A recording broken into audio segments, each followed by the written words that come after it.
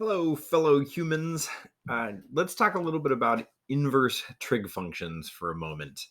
We talked about trig functions earlier, and those trig functions are sine, cosine, and tangent, which are kind of relationships of side lengths in a right triangle.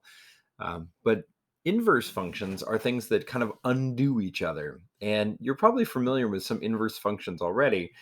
Maybe you could think of some. Um, One of those inverse functions is like the square function and the square root. So if I was to take a number like x squared, for instance, I could undo the square by taking the square root of it. So the square root of x squared is just x itself. So the square root and the square are kind of inverses of each other, which is important to recognize. So they undo each other. Turns out that there's actually a set of trig functions that are inverse trig functions as well. So for instance, if I have the trig function that is the sine of something, and I take the sine of x, I can undo this and be able to get x by itself by taking a special trig function, which is the inverse sine. Now, inverse sine gets written in lots of different ways, but most commonly on a calculator, you would see sine to the -1. So this is the inverse sine as it goes. And the inverse sine of the sine of x is just equal to x, in the same way that we did it with the square root and the square.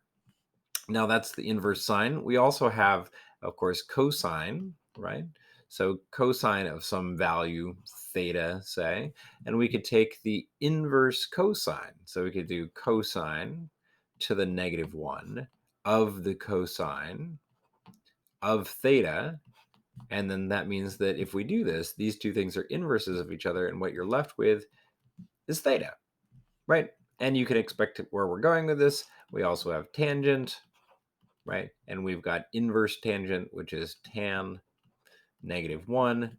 And you can take the inverse tangent of the tangent of theta, and that walks out with theta, right? So these are inverses of each other. You've got sine and inverse sine, cosine, inverse cosine, tangent, and inverse tangent, right?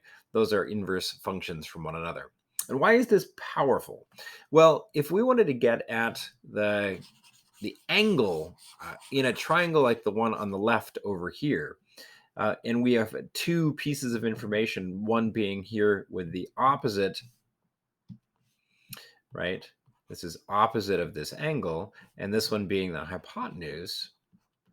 I can figure out what this angle is by using one of these inverse functions. And here's what we do with it. We're going to go ahead and write down some information. So I would say I've got an opposite and a hypotenuse. And so if I'm thinking about SOHCAHTOA, to figure out which one it is. The one that I need is the one that is opposite over hypotenuse, and the one that is opposite over hypotenuse is the sine. So we're doing okay with the sine here. Opposite over hypotenuse is sine. So that means that the sine of my angle here is equal to my opposite over my hypotenuse. And my opposite in this case is 10 meters. And my hypotenuse is 20 meters. So I'm going to go ahead and write that in right here. And I'm going to say that this is 10 meters divided by 20 meters. So 10 divided by 20, those meters are going to cancel out. I don't have to worry about units anymore. But how do I get the sine by itself? The answer is that I have to undo, just like I might take the square root of some side that's being squared. I'm going to go actually take the inverse sine of this. So this is the sine to the -1. Right? And I'm going to do the exact same thing on the other side, because whatever you do to one side, you have to do to the other. So I'm going to take the inverse sine of this side. Right? And over here, the inverse sine and the sine cancel out. And what you're left with is just theta. Right? So theta equals the inverse sine of 10 divided by 20. And I'm going to grab my handy dandy calculator here to figure this out. And I happen to have a calculator that has, right, scientific work on it, which means that I do have inverse sines. Typically, this means that I have to hit a function key or a shift key on the calculator itself to be able to get to it. And usually it's connected to the tan, cosine, and sine as things go. So if I do the shift sign, I get my inverse sine. And then I can go ahead and plug directly in this 10 divided by 20, which is 0.5, of course. So I'm just going to put in 0.5 there. And what I walk away with, if I type that in, is the number 30.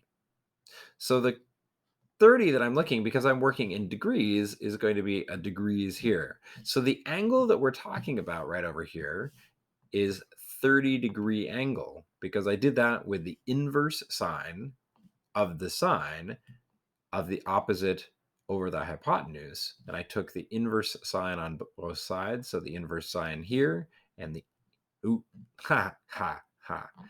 Of course I wrote it wrong. I'm sure you saw that, right? This should be the -1. How silly of me. Nonetheless, I would have to take the inverse sine on both sides. Whatever you do to one side, you do to the other side. So I apologize if I misled. But that means that I would end up walking away with an angle here at 30 degrees. All right, hopefully that was helpful. We'll do another one of these in just a moment. So take care. I'll see you next time.